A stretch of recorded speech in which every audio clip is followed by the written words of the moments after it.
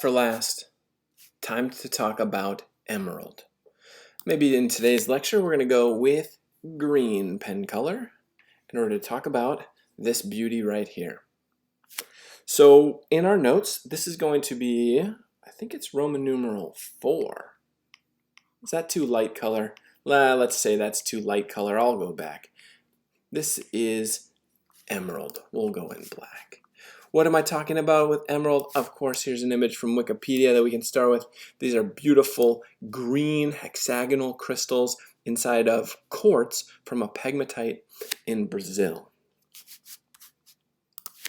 What do we need to talk about emerald? Well, we're going to go through everything like we did with ruby and sapphire. We'll start off with how does emerald value in our culture? Well, one thing, it is a birthstone. It is the birthstone for the merry month of May.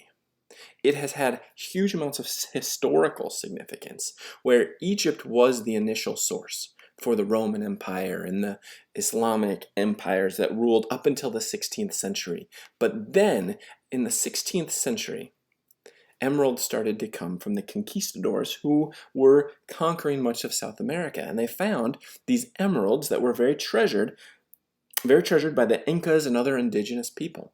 And so in the 16th century, Spain started to bring all this material to Europe. And the Indians were made slaves that actually became the miners. And now all these stones were returned to Europe, and they are essentially sitting in the crown jewels and museums of European and Asian countries. That's where all these emeralds have gone. In fact, there's a fairly interesting story that happened here in the US a couple years ago, maybe 30 years ago, where this treasure trove was discovered. There was a boat named the Nuestra Señora de Atocha. Is that too long to write down? Nuestra Señora de Atocha. And this was a boat, a Spanish treasure galleon, that sunk off of the Florida Keys in 1622, where it was going from Colombia to Spain, laden with gold and silver and emeralds from South America.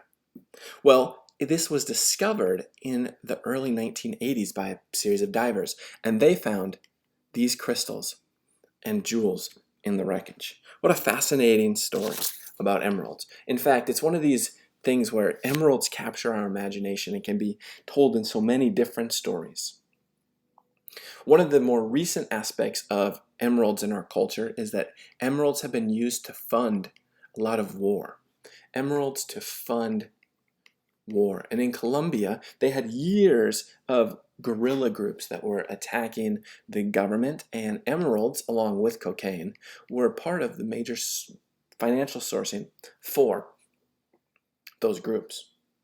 Nowadays, emeralds are a major import. We import about 2 million carats a year to the US, 2 million carats per year, and we spend around $300 million on those imports, with the best coming from Colombia. That is the main source.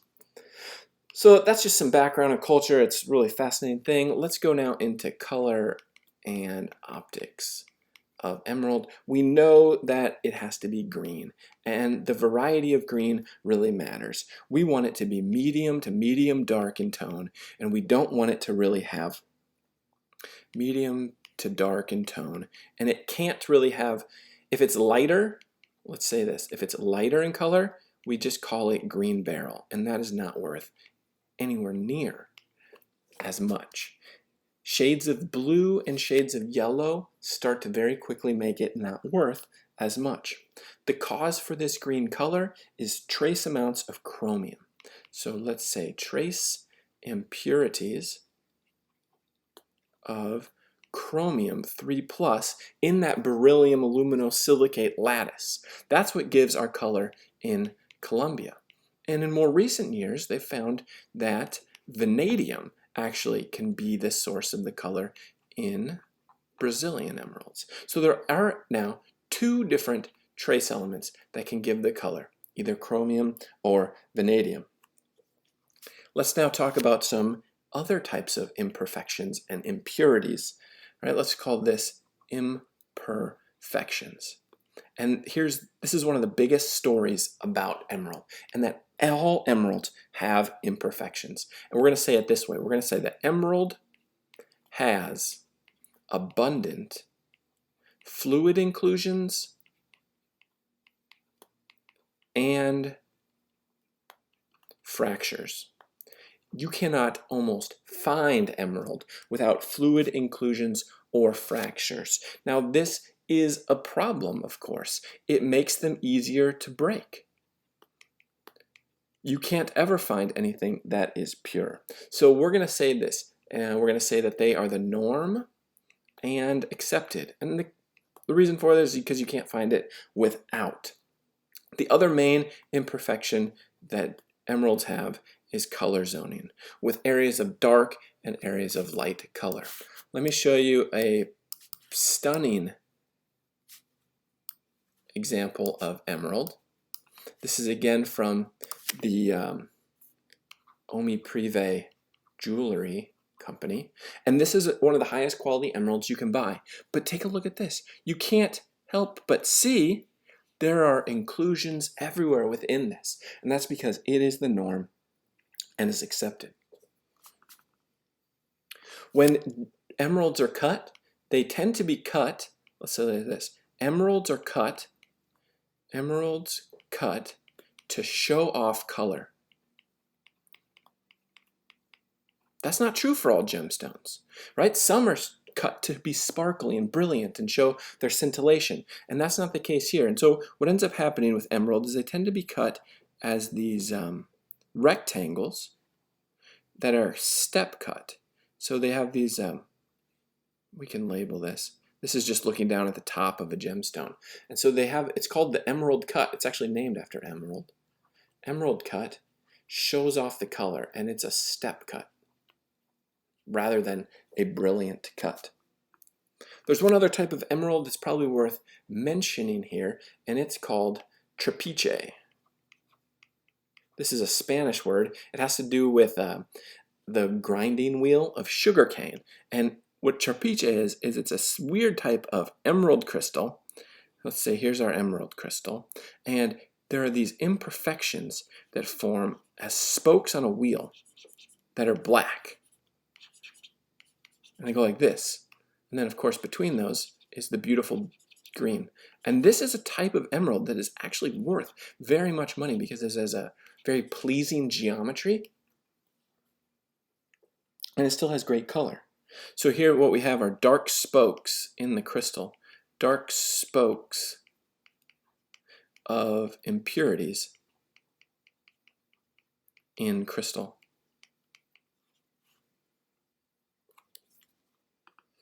Well, let's talk about treating emerald now. And this is a big deal. So we're going to go C, treatment. And the reason why it's a big deal is because all emeralds have inclusions and fractures. Treatment ends up mattering a lot. And the number one thing that is done, and we'll say it here, is that many emeralds, essentially all emeralds, except for the very best, many emeralds are oiled. And what does oiled mean? Oiled means they're dipped in oil so that their fractures can fill with the oil to improve clarity. Let's see, maybe we need to put the oil fills the fractures. Fills fractures and makes the fractures less visible.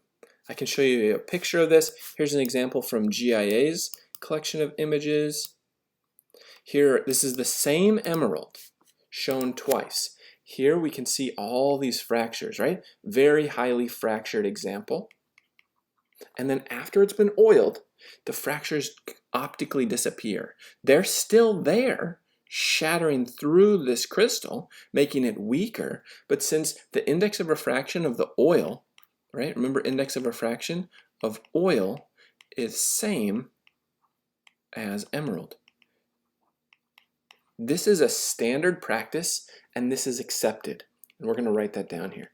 This is standard and accepted. And it only impacts the value somewhat. An unoiled stone would be the most valuable by far. So we could say like untreated, unoiled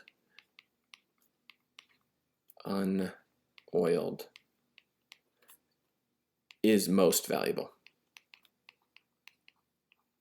But the possibility of finding that is pretty rare, actually, indeed.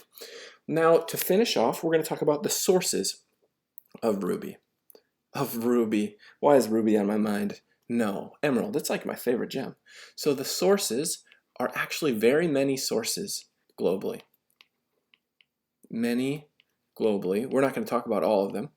I'll show you a map from GIA here that can show you where they all are, and then we'll just talk about the main areas. Whoops. Where's it going? Here it is. Come on. Here it is.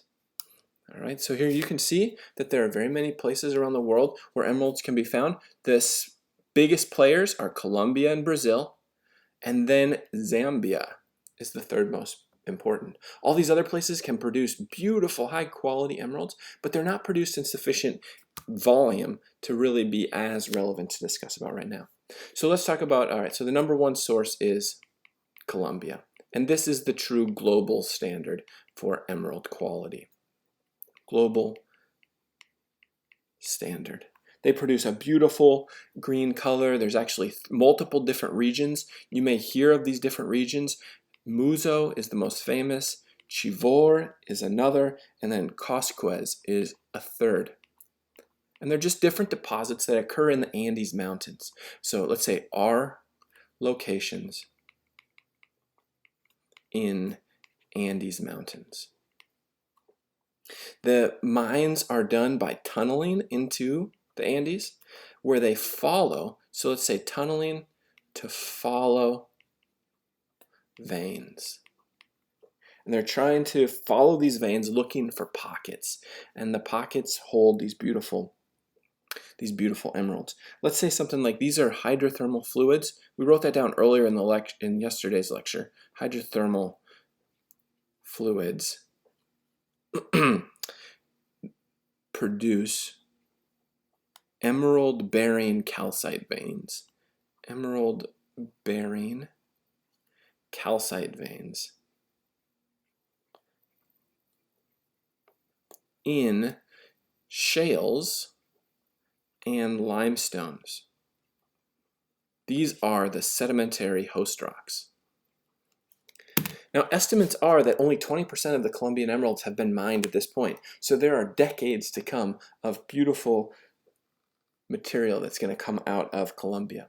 Now, Zambia is the next biggest producer in the global market. Oops, why did that happen? View, zoom, zoom, zoom. All right, there we go. We're back.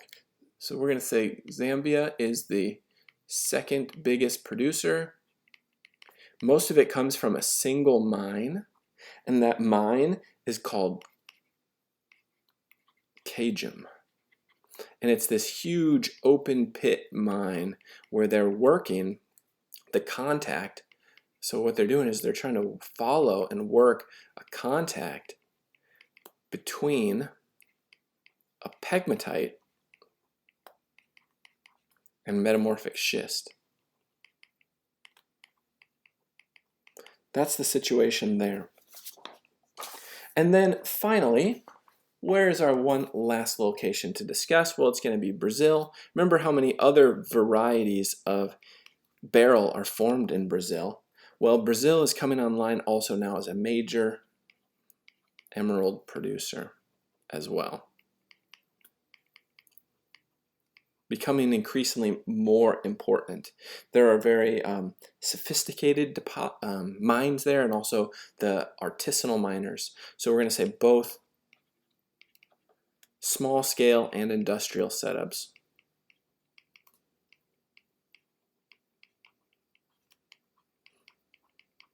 We should just mention the US. In the US, there's essentially very little emerald, but there is a pretty decent deposit in North Carolina where jewelry quality stones have been found. And with that, we are done with Beryl. See you next time as we move on to another gem.